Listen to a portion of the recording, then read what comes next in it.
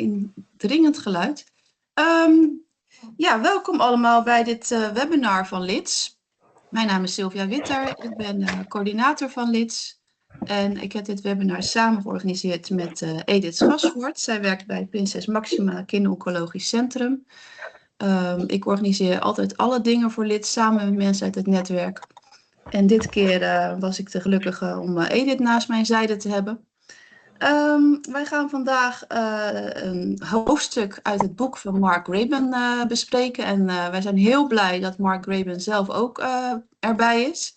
Ik praat nu in Nederlands, maar we gaan straks over in Engels. We gaan het hebben over 1 hoofdstuk uit het boek van Mark Graban. Over het boek De fouten die ons sterken. Een Amerikaans boek wat ook vertaald is in het Nederlands. Als het goed is heb je het hoofdstuk kunnen lezen. En het thema van vandaag is eigenlijk hoe helpen we elkaar om je uit te spreken. Hè? Wat is daarvoor nodig qua taal, maar ook qua cultuur. En het is geen lezing, het wordt ook niet een groepsdiscussie, maar het wordt juist een interactieve sessie. We werken met de chat, we werken met Veel, we werken met subgroepjes. En zodat iedereen aan het woord kan komen en ook de minder luide stemmen gehoord kunnen worden. We hebben een aantal spelregels.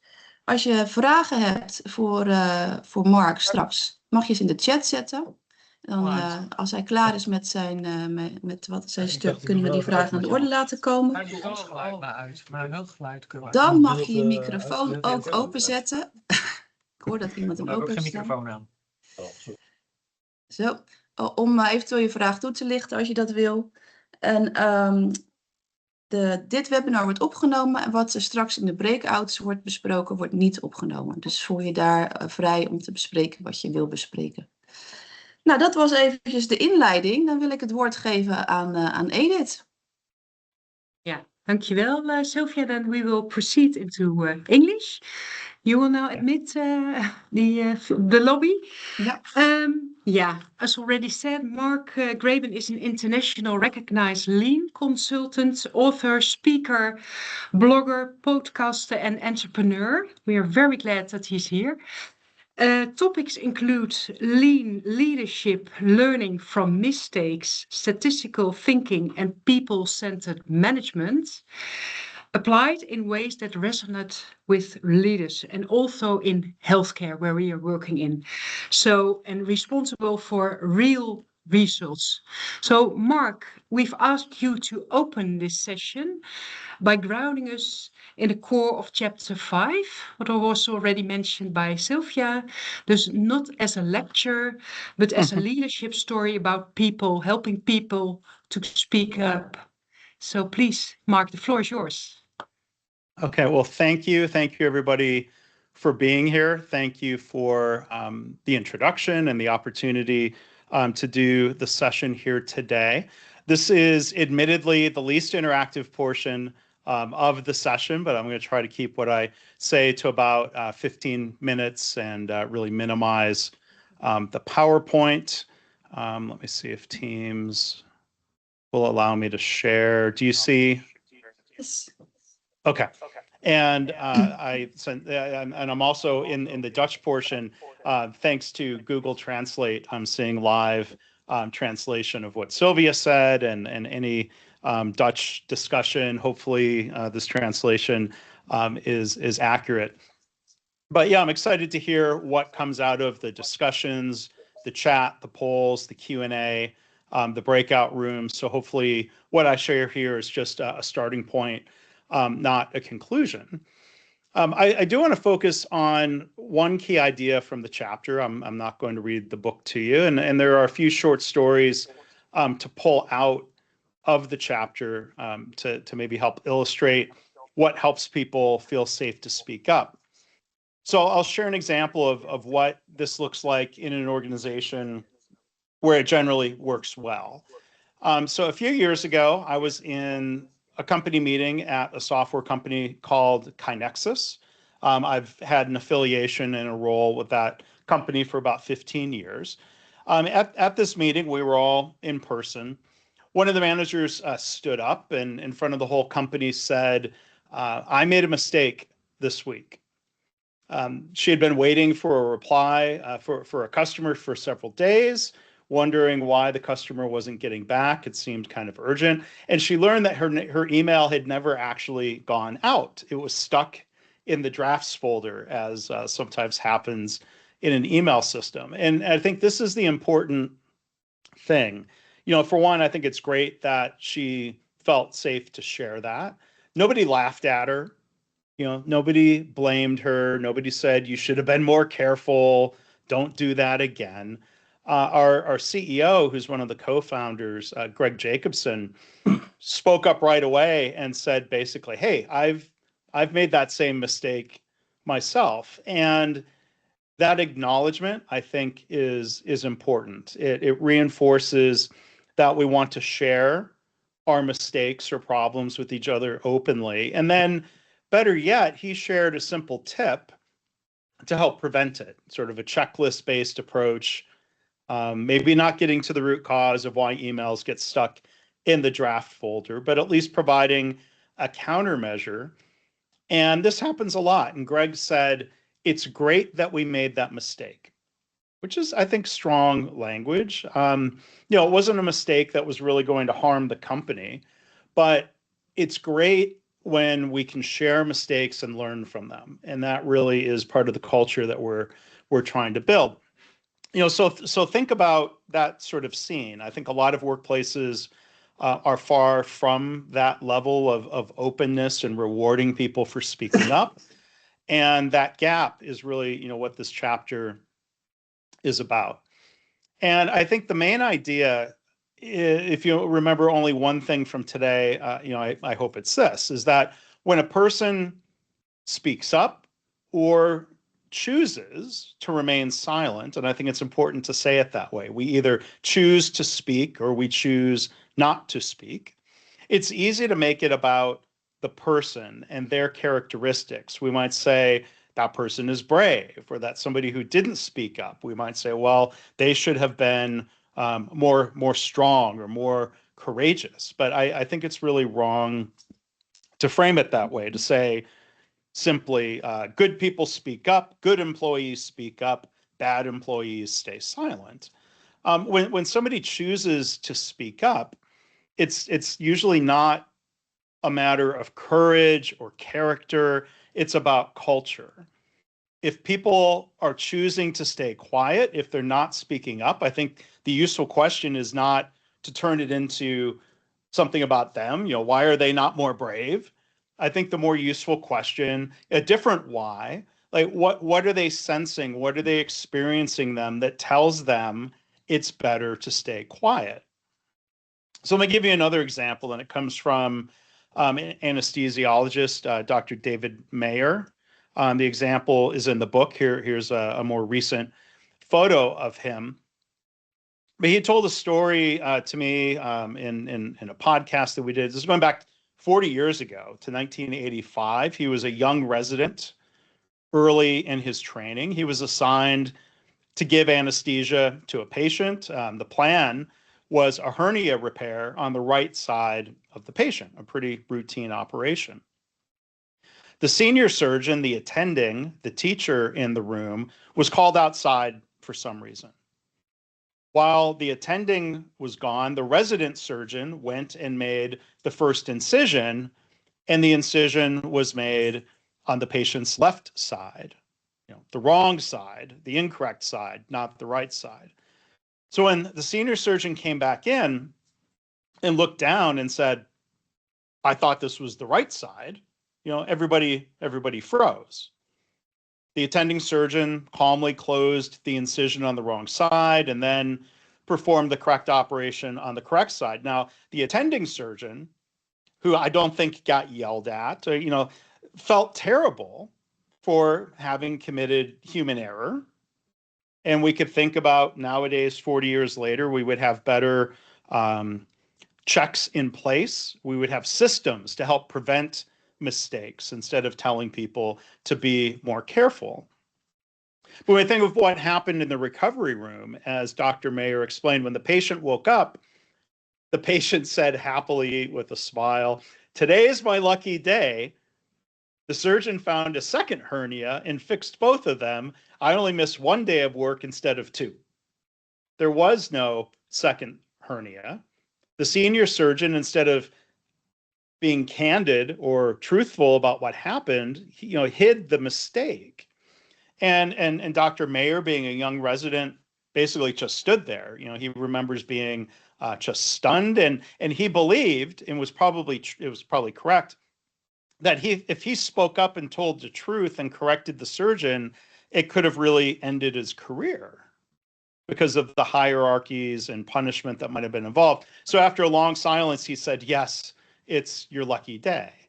And when he tells the story, he's not just calling out the initial surgical mistake or what we might call the surgeon's mistake of not being candid with the patient. He's focusing on his own mistake. And he said his mistake was staying silent, even though he knew the truth was the right thing to share. But I would say this isn't about David's character. He's not lacking in character. He's not a dishonest person. He's somebody who has strong values, but he was reacting to the culture around him and what he predicted or what he knew the reaction would be. He said the medical system told him, deny and defend, and that speaking up hurts your career.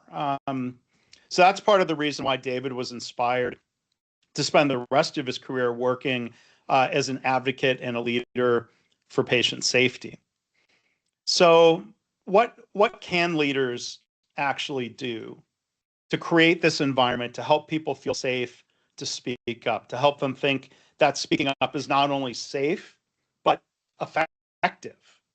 It's a safe and worthwhile. And I think we'll have an opportunity to discuss this here. First off, what doesn't work is telling people they should feel safe. It is safe here. Like, declaring that doesn't really mean much, but people respond to the way their leaders actually behave. Psychological safety, let me define this real quickly. Leaning on Amy Edmondson, a Harvard professor who has done a lot of writing and research about this, defines psychological safety as saying that it is a belief that one will not be punished or humiliated for speaking up with ideas, questions, concerns, or mistakes, or really, speaking up about anything. The leader's job is to make sure that speaking up doesn't lead to punishment in some form, whether that's being yelled at or having somebody roll their eyes at you or being subtly punished or frozen out at some point. Leaders have to go first, creating an environment where it's safe to say things like, "I don't know," or "I was wrong." To say that out loud, that's what our CEO does at KaiNexus. When a leader admits a mistake, it becomes safe for others to do the same. But then when we lead by example, we have to then actively reward people for speaking up, not just tolerate, not just not punish. We have to really actively reward. That could be as simple as saying, "Thank you for speaking up," and then taking action to help address the underlying issue. When we think about Toyota or lean practice, you may be familiar with this idea of the and-on cord, that it's ingrained in the culture and the expectations that if you see a problem, if you suspect there's a problem, you reach up and pull the cord. Any team member can do that, and within seconds, a team member comes to help. And by help, I mean, to really address the short-term issue, get the line back up and running, or at appropriate times to stop and do root cause analysis. I started my career at General Motors, and the mindset and the culture there 30 years ago was that you would get in trouble for stopping the line. It was not a quality first culture, unfortunately. It was a quantity first culture, and we see this in other companies. I read a story once about a new truck factory in the United States. It was a Ford plant. They installed and-on cords. They installed the same mechanics. The and-on cords were only being pulled 2 times a week. At a Toyota plant, the cords were being pulled about 2,000 times a week. It's the same tool, the same cord, a very different culture. You can install the equipment, but you can't install trust the same way. You have to build it. And that's the risk that comes for those of us who work with Lean, where we're often very good at copying the tool, and we might assume that the behaviors from another organization come with it. And, that's not automatic. So to wrap up, here's what I'd ask you to bring into the discussions. Think about the last time somebody on your team, an employee or a colleague, brought you a problem or admitted a mistake. Like, what actually happened to that person afterwards? Were they punished or were they rewarded? And then I think more importantly, did anything change? Did they ever learn that the change happened? How long did that change take? The final thing I'll share, maybe to tee up some of the discussion, is the two key reasons research shows of why people choose to keep quiet at work. Number two is what we might call the fear factor. People are afraid to speak up. They fear punishment, or they know they will be punished. Research from Ethan Burris at the University of Texas has shown the number one reason people actually don't speak up is what he calls futility. When we speak up, but it doesn't lead to any improvement, people start feeling that it's futile and they stop speaking up. The other challenge and the thing to think about today, is times when I've had people say quite literally to me, I don't get in trouble for speaking up. It's not worth the effort. I've reported that problem 5 times and I never get help. It never gets fixed. Why would I keep speaking up? So I think that's maybe one of the key things to think about today, whether it's an and-on cord or a Kaizen board or huddles. What are these moments teaching us about the culture? What are these moments of what happens or what doesn't happen tell people about how safe it is to speak up or not? So I'll stop there. And Sylvia, I'll turn it to you. I think I saw a couple things come up in the chat, but this is your session to facilitate. If you want to, I'll follow your lead. If you want to bring that up, if you want to do some Q&A, we'll see what comes next. Yeah, well, Edith, you're going to do this? Yes. Yeah. So thank you very much, Mark. We will now proceed in Dutch. Dat is, and then you can do it in English because Mark is still answering the questions. Yeah. Okay. We see in the chat already an question from Arnoud, because if stating that it's safe here, that does anything, it is implying that it's not safe outside of this room. Arnoud, could you please explain? And what is your question? Yeah. Hi, Arnoud Hermans. Glad to be here. So if somebody says, you can speak freely, it's perfectly safe here. To me, that feels like, okay, so here it's safe, meaning that outside of this room, it's not as safe as I thought it was.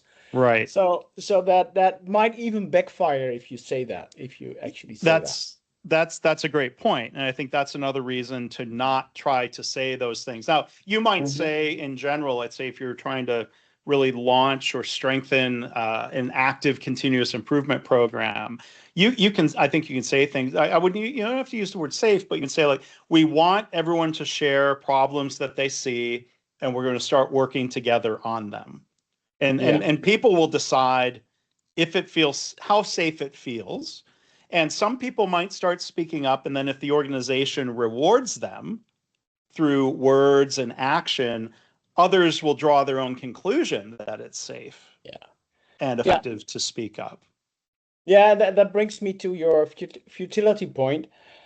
I think speaking up asks a little bit of courage from people. So you have to overcome a threshold to do that, to make the decision to speak up. And the best way to increase that behavior is by reinforcement. And the Yes. best reinforcement is actually that it has an effect. Right. So for me, there is a lot of conditioning involved as well. True. And leaders build habits. Employees get their own habits that are often, like you said, conditioned, imprinted upon them. Like, at KaiNexus, where I think our culture is, it's not perfect, but it's I think a generally safe environment. Where speaking up gets rewarded. When we hire people who have experience at other companies, they may have been punished in their previous workplace. And so it may take time for them to build trust with people in the new company. And we can encourage them. In fact, like we, during interviewing and even during employee onboarding, it's more like an expectation of saying, like, as you're going through the new employee process, please point out things that could be better. Yeah, and then nothing happens. So after a while, people stop saying anything. Well, but we'd like to say, well, if somebody speaks up, there's immediate action that reinforces. Yeah, okay. Yeah. Without having to say, quote unquote, it's safe here, quote unquote. Yeah, you don't have to. You have to demonstrate it. It's kind of that the action speaks louder than any words. Yes. Okay, thank you. Thank you. Are there any other remarks or questions to Mark about his talk? About the fear factor or the fatality factor. I don't know if you recognize this in your own organization. Yeah, we will also have a poll a little bit later, but we have now the opportunity to. Well, maybe we can do the poll now, Edith. Yeah. Okay. Because then, I put it in the chat.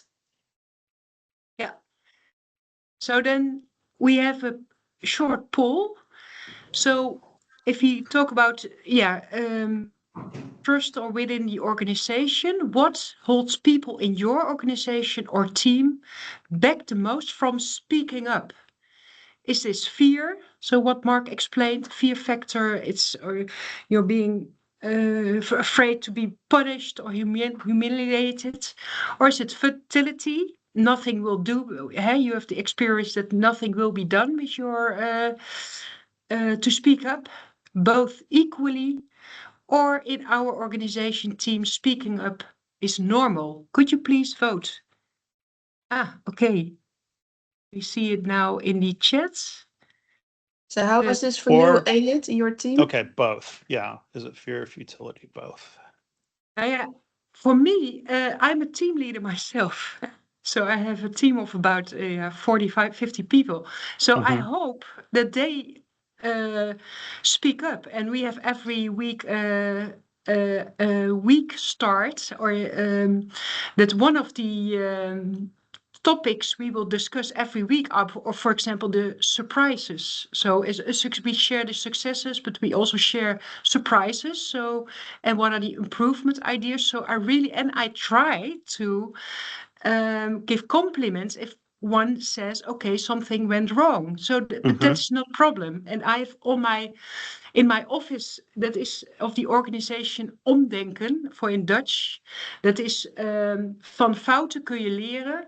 Ik leer graag, dus maak ik zoveel mogelijk fouten. Dus I really try to stimulate. It's not a problem to make mistakes, but of course you have to learn from it. So it's safe.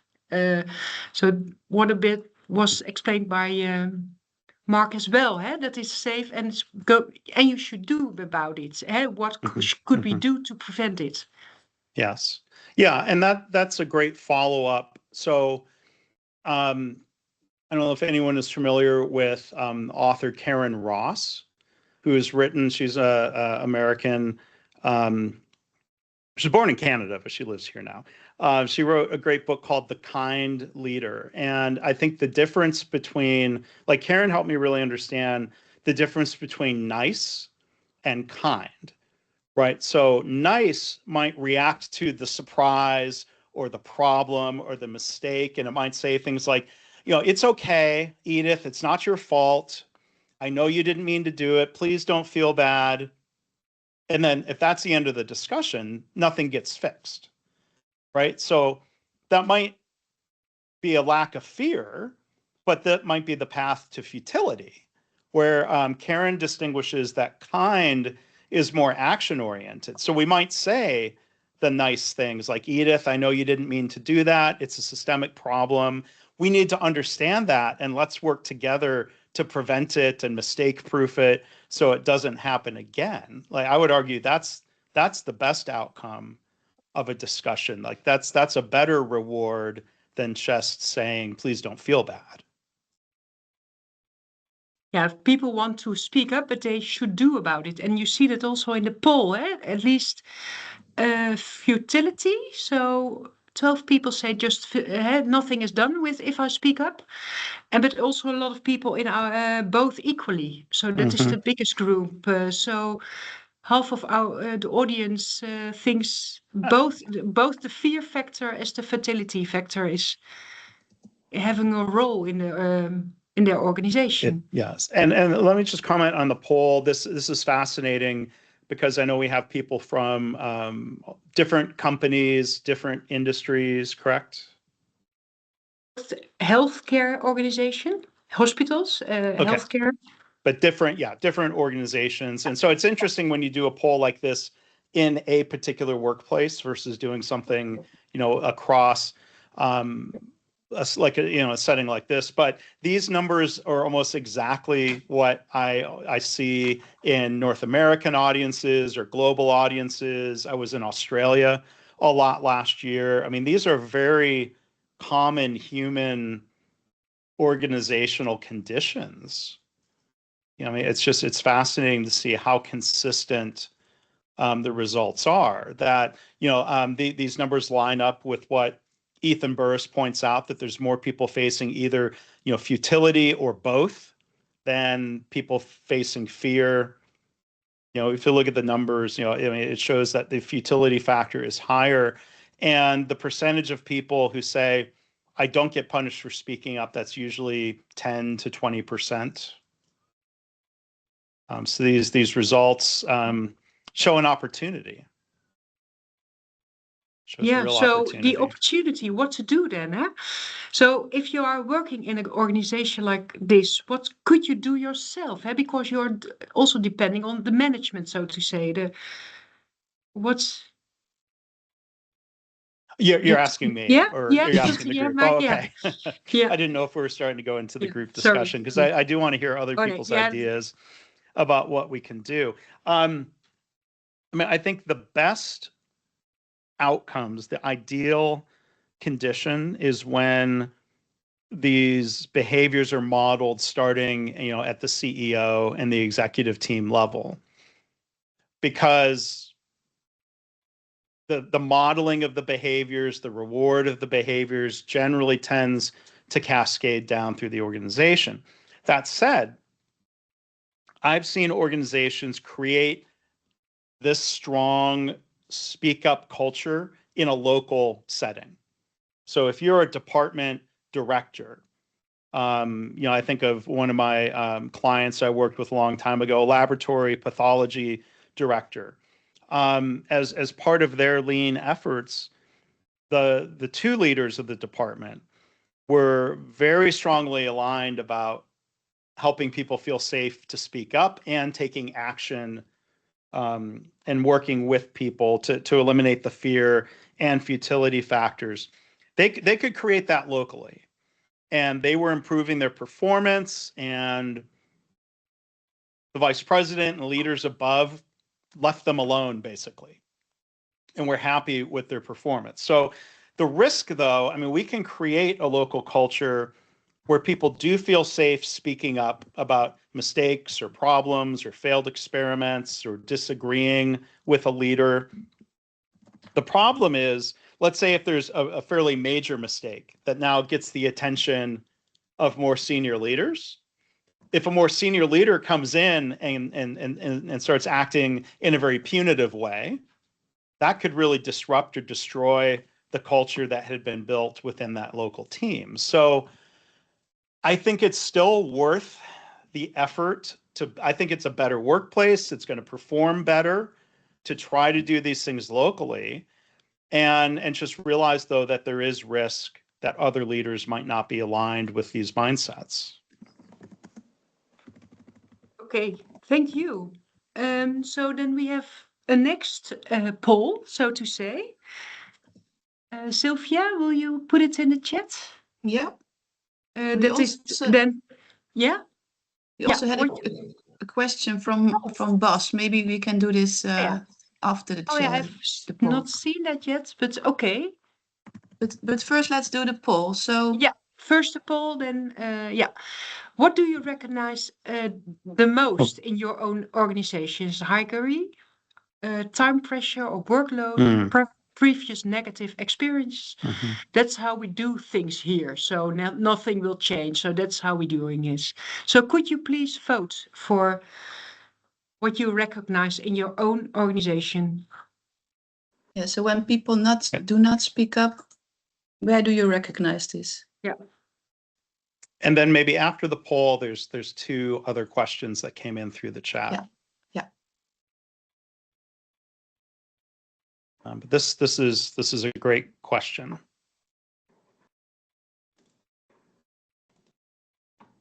This is a question I should start asking people in workshops. It usually comes up through the discussion, but I like this question a lot. So for now, at this moment, most of them is the time pressure, workload. So it's too busy to speak up. It surprises me because I thought hierarchy, so that's a difficult word, hierarchy, would be in healthcare an issue to speak up. Sometimes it's hard to, there's also always a doctor, a nurse thing or. Yeah. Yeah. Yeah, But, I think. And of course, time pressure is also high in healthcare. Yeah, I mean, I think, hierarchy and previous negative experiences points to the fear factor. Time pressure, workload, or that's how we do things here, that's the futility factor. Yeah. We might not have the time to speak up. Like I've seen a lot of situations where, let's say if there's a near miss, what's supposed to happen is the person involved goes to a computer, opens up a web page, and they're supposed to put in a near miss report.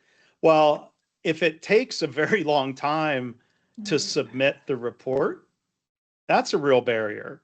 And things don't, if the software is hard to use, if it's just time consuming, that time pressure might lead to people just not speaking up, or they might say, well, this takes too long and it's not going to lead to anything. That's the futility factor.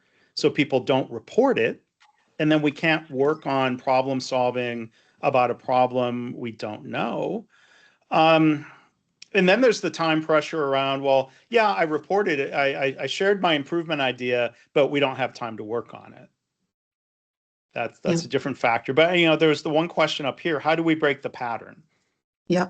So one of those patterns is we don't have time to work on it. So we don't bring things up. And then, I mean, I've seen leaders have to I think part of what you do to break the cycle is to very intentionally do something as a leader. So in the we don't have time to work on improvement cycle, I think of one example, the medical director of a transplant center for liver and kidney transplant. One of the big problems they were trying to solve through continuous improvement was that they had so many patient referrals coming in. Like they literally had a waiting list of people who were not yet on the waiting list. Like they were just completely administratively overwhelmed. The paperwork and all of the approvals and everything required, they just had more work than they could do. Now, there are a lot of different countermeasures that could have been put in place, like process improvement. maybe they didn't have enough people to do all of that work the right way. That could have been true. But one of the things the medical director did was basically to tell the team and give them permission. We are never going to get out of this cycle if we don't take some time to stop and make improvements. So he picked a number. He said 20 minutes a day. You have my express permission to stop doing the work, which is never ending, and spend 20 minutes on improvements that might make the work easier. Like, he had to give that express permission and then follow up on that. Because if you say it and don't follow through with action, like, I thought that was, very good leadership on his part. Another approach, which is another quick story that comes to mind. I took healthcare professionals when I lived in San Antonio, Texas, to go visit the Toyota plant that makes Toyota trucks. And somebody asked the tour guide after the session, like, you talk a lot about Kaizen, continuous improvement. Everybody seemed pretty busy. People were building trucks. Like, it was a calm, like, not a frantic, it was a calm, steady work pace. And if the line keeps running, well, how do you find time for improvement? And the team member doing the tour said basically, well, sometimes there's an interruption to our work, and we use that as an opportunity to work on Kaizen. If that doesn't happen, if we have an idea that might take 15 or 30 minutes to work on, we talk to the supervisor, they approve overtime to work on the improvement. And a lot of the healthcare people were really surprised, because they're told, healthcare or overtime is bad because overtime is being viewed as a cost. It is a cost. But you could also view it as an investment. If you pay somebody who's willing to stay and work 30 minutes of overtime, and they can solve a problem that saves 5 minutes a day forever, you could call that an investment. And a lot of organizations, on one hand, they'll say, we don't have time for improvement. They're not making time for improvement. I think sometimes you just have to be very intentional about saying, the new way we do things here is solving the problem of we don't have time for improvement, instead of letting that just be a never-ending barrier. Yeah, very good. Just 2 questions in the chat. At least Miriam Peters, you had a question about how to break the pattern. Mark mentioned something, but Yeah, Mark already answered this question. yeah, okay, that is. And Bas, what do you think? Could you please explain your question? Yeah, I see in quite a lot of IT companies actually that they celebrate let's say it in decent terms, error of the month. They call it differently, as you can see in the chat. The F up of the month. Yeah, exactly. Showcasing that there are always opportunities to learn and that it's okay to share. And I was wondering, how do you see that? Would that be effective, or do you see some side effects from it? Yeah, that's a great question. I think the tone and the stakes of what's involved in a software company is different than in a healthcare environment. I probably wouldn't use language that somebody maybe thinks is not serious enough. Yeah. But I mean, I think the general idea of openly sharing mistakes, failures, problems, however we want to frame it, I think that can be a very healthy thing, because, for one, it can create learning and improvement. Let's say, if I'm a nurse working in one unit in one hospital, and I identify a systemic risk that was caught as a near miss. Sharing that with other units and other hospitals helps people perhaps mistake-proof the process and eliminate that risk. Exactly. So yeah. I mean, some organizations, like even outside of IT, sometimes will give like a prize or an award. I mean, I think some of that depends on the environment and like what seems appropriate. Like in a software company or in a customer service setting, some of the mistakes might be funny, where that might not be the case, in healthcare or, so I think it depends on the situation, but I mean, I think opportunities to learn and share are positive. And I think medicine has a tradition of, mortality and morbidity review. Hopefully that's done in a non-judging, non-punitive way. So maybe, some of that could be extended into situations that didn't lead to mortality. So I think when we are able to react to a near miss or a risk factor, we can prevent the harm, and then we don't need to do that formal M&M review. Yeah, exactly. Thank you. Yeah.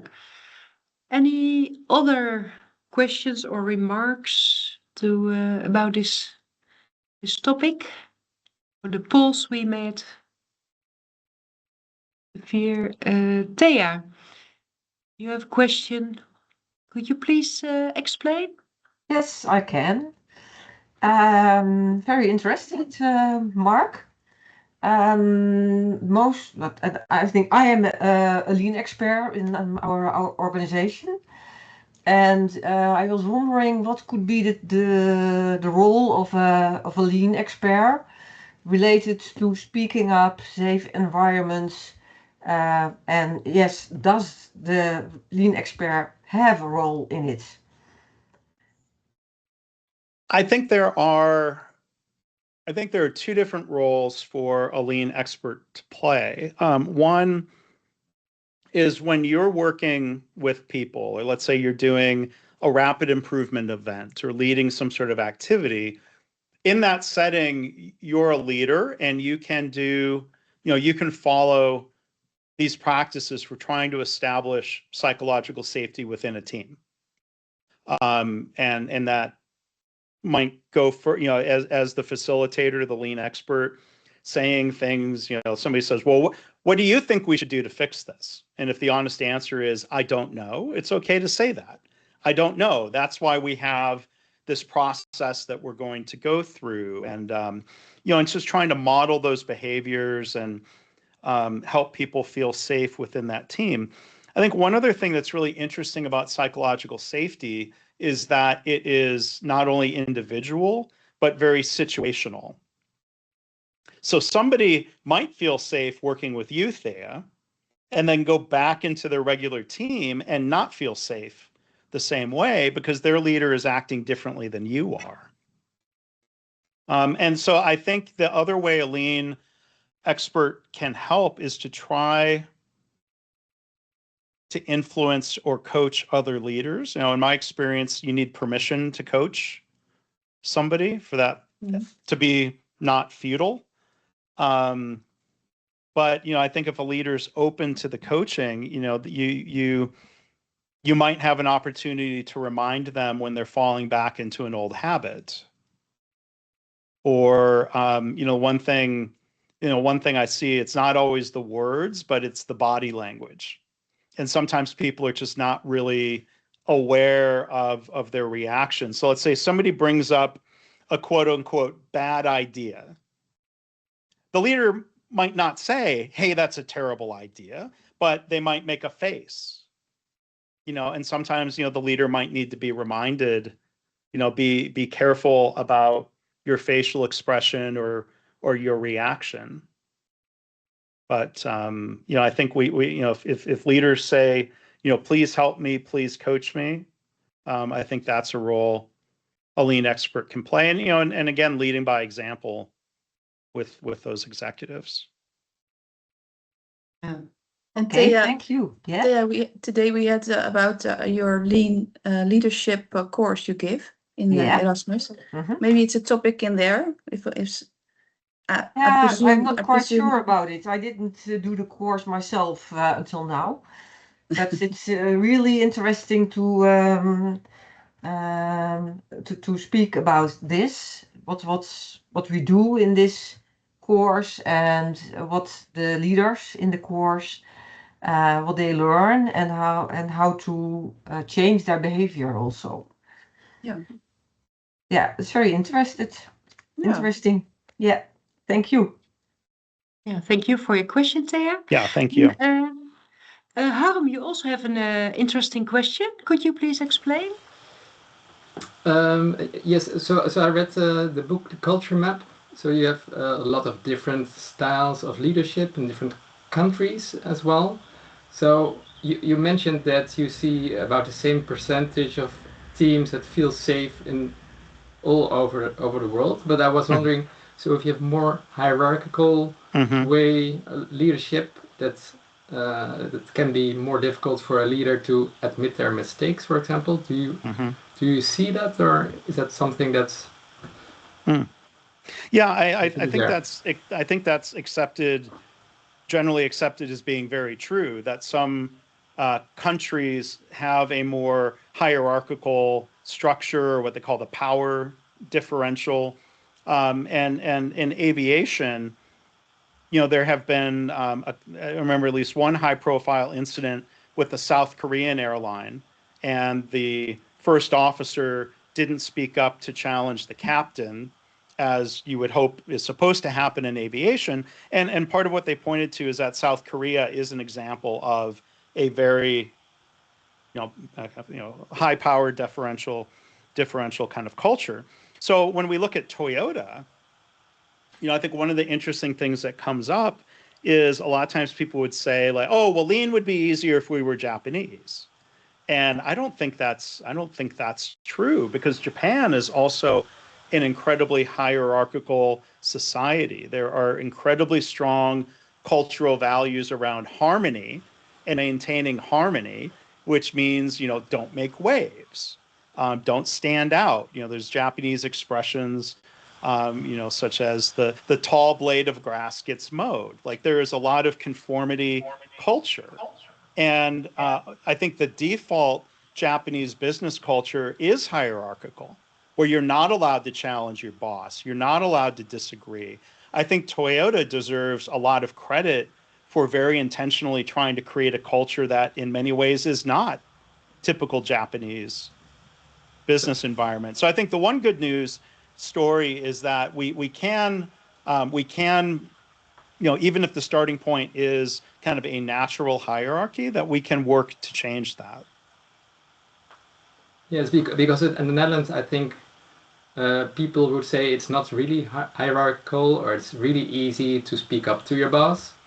But then again, I think maybe people are not really listened to, or like you mentioned. So yeah. Well, and there can be a gap where when we look at surveys, executives generally overstate how safe it is in the organization. The executives think it's safe, and if you go and ask the employees, there's often a large gap between leader perception and reality. The fact that the executive team perhaps all feel safe with each other doesn't mean they're helping the rest of the organization feel safe. And at the same time, we can't assume the executive team feels safe with each other, because I've seen a lot of situations where there's very low psychological safety even within the boardroom. If the chief financial officer gets punished for bringing bad news to the CEO, or if the chief information officer gets punished for disagreeing with the CEO, I think that's bad for the organization too, and that happens more than we might hope. Thanks for your answer. We go to the last question, Edith. Yeah, very good. From Arnoud, huh? Yes. Yes. Sorry, it's me again.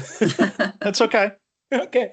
No. So I've been looking into this topic of safety, speaking up.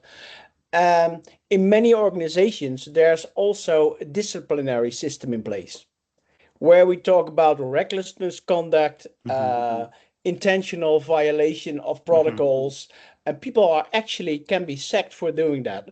Reckless violations, negligence. It's really there's a whole reprimandum system in place in many organizations, and especially in healthcare. In healthcare, you often have situations where people consciously divert from protocol because the patient is in a very stressful situation. She cannot take light, so you do the same treatment with dim light, which is not in the protocol. You should have good light so that you won't make mistakes. So people sometimes make their choices. Could you speak into that how you say that tension between speaking up and your disciplinary system? Yeah. So one framework that I really like is usually labeled as just culture. Is that something you're familiar with? Yeah, sure. So is it fair and just to discipline somebody for a mistake or for a choice or for a decision or for an action? When I first learned about the just culture framework, I thought this is 100% compatible with what I would call lean thinking. Yeah, it's very much in line. Yeah. Don't punish simple human error with a systemic cause. Intentional acts, intentional acts that you knew would create a bad outcome, like that could be punishable, fireable. It could be a criminal act. And then there's that middle area, and I think that's the complication where somebody knowingly violated the standard. Was there a systemic driver of them violating the standard? So like, one example, maybe a less controversial example would be somebody didn't use the correct supplies. Like, the supplies were out of stock. Like, don't punish somebody for what was clearly a systemic problem. Should they have stopped and not done the procedure because they didn't have the correct medical supply? Or, I think the one part of the just culture framework, the substitution rule, would a different employee in the same circumstances likely make the same choice? If so, that's probably a systemic problem. So I think I think finding that kind of that middle ground. I've heard stories where people stay quiet not because of fear for themselves, but because of fear for somebody else. Like, I think of this sometimes being a customer of, let's say, a restaurant, where I'm afraid to complain because I don't want to get the person fired. Because they might be blamed for a systemic problem. So yeah, when there's that level of fear, that's another reason people might keep quiet. So I think finding that just culture, middle ground. Yes, you can hold people accountable for egregiously bad decisions, but at the same time, most everything, this lines up with what Dr. Deming taught. Yeah, it's most always a systemic problem. And when we punish people, that might feel good, but it doesn't do anything to fix the underlying problems. New people, same system, it's bound to happen again. Yes. Yeah. Thank you. Thank you, Mark. So we're going to the next part of this webinar, and I'm going to speak Dutch again. We gaan nu naar de subgroepen. We zijn met 54 mensen. Dus ik ga jullie ik zie gelijk mensen verdwijnen. Oh jee, we moeten met elkaar in gesprek. Ik ga in de chat zetten wat de bedoeling is. We gaan een kwartiertje in subgroepen.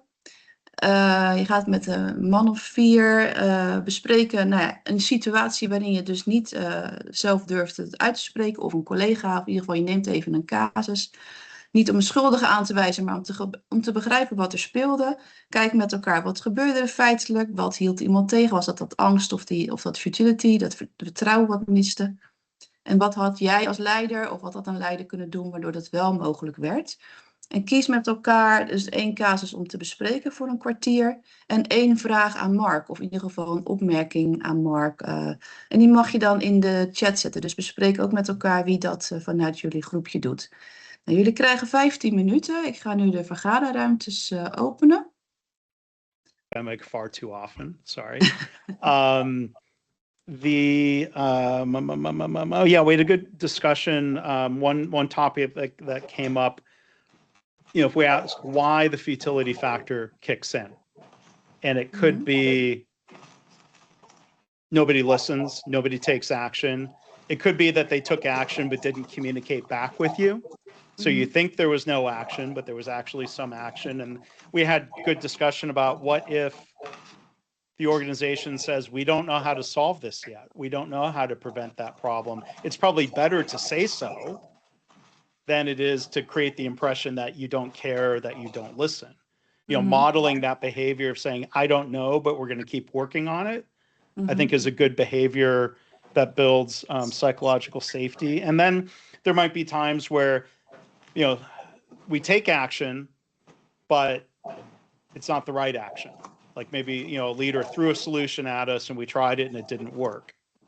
Or, a team went through a more rigorous problem-solving approach and still tried a countermeasure that didn't work. So then the question is, did we not find the right root cause? Is it not the right countermeasure? Was the right countermeasure not implemented well? Like there are many, possible points where problem-solving could go wrong. But if we're not working through that and if we're not communicating with people, I think that contributes to futility, or the other phrase I've heard a lot in healthcare is reporting fatigue. Well, why is there reporting fatigue? I think that's the same question, different way of describing futility. Yeah. So I also see some other topics that were discussed in the little groups. Petra mentions you speak up and your manager takes immediate action, but you'd like him to reflect on his own behavior. How could you achieve that? Could you share, maybe Petra, an example of like what type of immediate action? Like if there. Well, he said something about.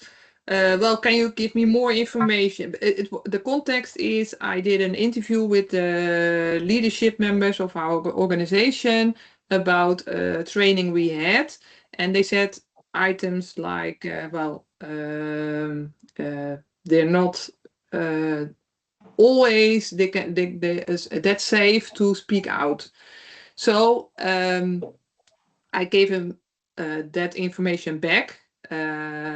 Anonymous, so I couldn't give him back, and he want to know,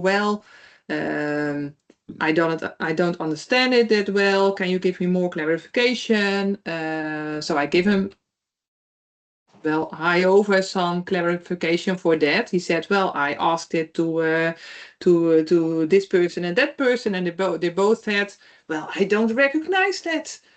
And I said, I know one of the two people has said something like that. So, I couldn't say it to him because I can say, he said that to me and not to you. But I said, you have to trust me that this is the sum of the enquête feedback. And, it's something to do with it. But, that's the context of it. And his action was, I'm gonna shoot in a meeting and we have to talk about that, and so like that. And I said to him, of course you can do that, but make sure that you don't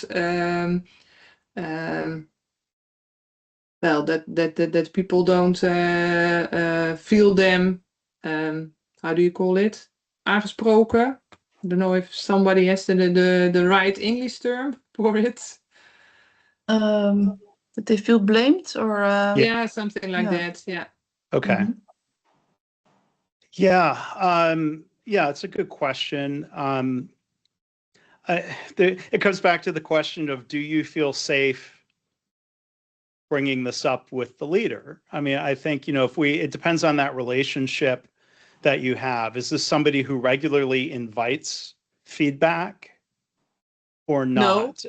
No, he doesn't. And Yeah. that was one that I thought, well, should I speak out? Should I tell him? But I did, because I think we as organization can become better if I speak out and make sure that we take some steps to make it for everybody easier to speak out. So,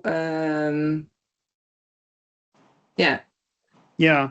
I mean, I think I like the framework that another author, Stephen Shedlewski, puts out about safe and worthwhile. Is it safe and worthwhile? We might be more willing to, even if we don't feel safe, if the topic is very worthwhile, we might be more willing to speak up anyway. Yeah. You know, we might be willing to take more of a risk. I mean, you know, maybe one way of trying to mitigate that risk might be to ask, is it okay if I give you some feedback, or even to try to say, you know, this, to even admit this is a little uncomfortable, but is this a can we talk about such and such? You know, I don't know. I mean, I know. I mean, I've been to the Netherlands enough, so the Dutch are very direct, right? Yes, they are. Yes, they are. So I mean, that make it easier. Go be direct. But no, but even if it does, but like, I imagine the directness more likely comes out when it's invited, right? If somebody were to say, Petra, give me feedback, you would give me very direct, blunt feedback, right? Yeah, but that is what I gave him feedback, but then, well, if he don't do anything with it or go to action, make a meeting or something like that, instead, if you would like that he take a look at himself, what can I do? I did what? Yeah. Do I different? But that was more the question. Yeah. I mean, it's a tough position to be in. I mean, that's the question of, we're trying to think through what's the potential benefit of speaking up and what's the expected risk of speaking up. And I think if that risk outweighs the potential benefit, I think that's where it's understandable, that we stay quiet, that we don't bring it up. And I don't think you can of course, Petra, ask somebody to reflect on his behavior, but you cannot make somebody to reflect. No, that's right. Yeah, Right. If that's something somebody doesn't want to do, or maybe doesn't want to share, Mm-hmm. it's a difficult. Yeah. Mm-hmm. Let's go but to. can I say something? You Yeah. can, of course, give feedback in the sense that, okay, this is the situation, this is what you said, Mm-hmm. and this is the effect it had on me. Mm-hmm. And then you Yes, keep it to is. yourself. And then you can start a discussion, depending on whether he's open for that. Okay, oh, sorry, but I didn't mean to that you felt like that, and that was not my intention. If he starts to talk like that, you can, okay, what can we do differently than next time, so that I get a different response. But what you do is you name the behavior, and you show that person what the effect is it has on you. And then he can agree or not agree. Yeah, that's exactly what I wanted. But then, okay, and most of the time it's not. And then you can together think about what are other options we have. How can we do differently next time? So in a way, he's still reflecting, but you are instrumental to that reflection in that way. Yeah, I Would that agree, help? Arnold. Yeah, Yeah? but that would be but in this specific situation, it was about a group people took a training, and I was not included in the training, so I couldn't speak for myself. So that was the difficulty. But I think, Arnold, that is really good. If you talk about yourself, then you get a better connection. Yeah. Okay. Yeah, I mean, there's kind of like, the classic language, in therapy, to say, when you do this, it makes me feel like blank. if that's the feedback kind of rules. relationship you have with that person. Or I think another maybe sometimes helpful language, even maybe in English, we'll see what you think in Dutch, but to state, I have a concern. Can I share that with you? Like, so I have a concern is a factual statement. Mhm. And if there's no curiosity about the concern, then the conversation might not go any further. Because then when you say I have a concern, the reaction shouldn't be no, you don't. Like there's really no refuting I have a concern. But whether they're interested in understanding the concern is, the next step. Let's go to one more question from Franca. You Hi. explain what you talked about? Yeah, my name is Franca van Raalte and I'm a HR advisor in a hospital. And we were talking about a session I was in, and I wasn't in the role of a project leader, which I sometimes am, but in this case I wasn't. And something happened, and normally I would speak up if I was the project leader. But in this case, I thought, well, it's not my role or position to say anything. So I was wondering, so it wasn't about fear, it wasn't about futility. And after the meeting, I discussed it with the project leader, and she had a good reason to, let it go or made another decision. So is it possible that you sometimes don't speak up, but it isn't because of fear or futility? Because I think it's okay to sometimes not speak up. Oh, sure. Yeah. Yeah, I agree. I mean, the Ethan Burris research, I'm pretty sure it doesn't say fear and futility are the only two reasons. Yeah. But they're the top two reasons. Saying it's not my role to say anything, I don't know if I would try to force fit that into futility. I think it's just a different part of the equation of do I speak up or not. Yeah. I mean, there might be other situations where we say, it is my role, but this isn't the right time. Yeah, that's for So sure. I choose to stay quiet now and speak up later. Yeah. Like I was coaching a group. This was in a manufacturing company, but the division president had all of his team in the room, and he was in a pretty directive way saying like, hey, this is your chance to give me feedback. Like it was pretty aggressive. And nobody was saying anything. Part of my coaching to the leader was people might not have felt comfortable giving that feedback in front of others. Mm. But if it was a one-on-one conversation, you might get that feedback that you're asking for. Yeah. So I couldn't say those people were afraid. My observation was that there was fear of speaking up right then. Mm-hmm. And he was kind of like, come on, say it, like he was. So it was also the context. It was partly the context. I mean, okay. There's different, part of it was the language he used. It was basically like, hey, somebody tell me if you think this idea is terrible. Like, well, that's not the best way to ask it. A little bit suggestive. How do you say it? Suggestive? Suggestive? It's a leading question. It's a closed-ended question. Is this terrible? No. But if you ask, what are some of the flaws in my plan? You're more likely to get an answer because the way you're stating it is assuming and stating that there are flaws. Not are there any flaws, but what are the flaws? Mm-hmm. Can I give a tip? Because once I heard this one and I thought it was really, really good. It was, can you give me 3 tips to make this plan even better? Yes. Yep. I like that a lot. We're going to the last minute of this webinar.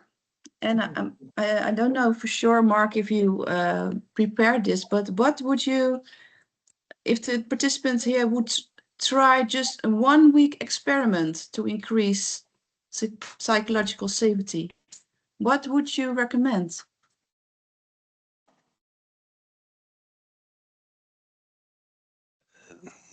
There's many possible experiments, but here's one possible experiment is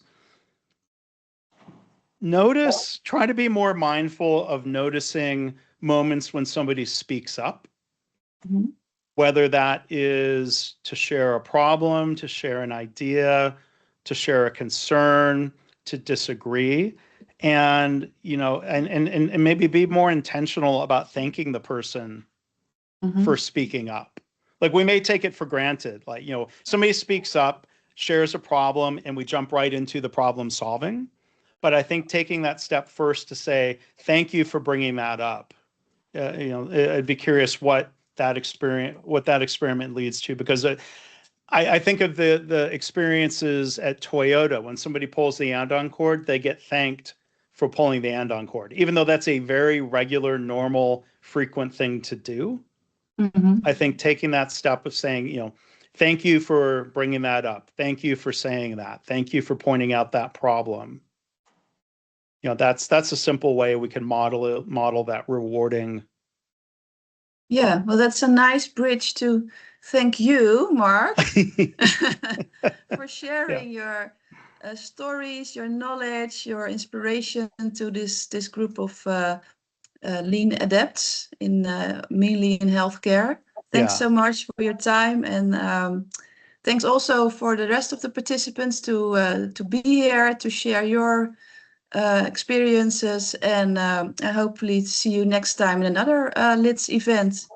Yep. And hopefully have a nice evening and have a nice afternoon, Mark. Okay. See you Thank next you, everybody. time. Thanks a Thank lot. you, Sylvia. Thank you, everyone. Thanks, Edith.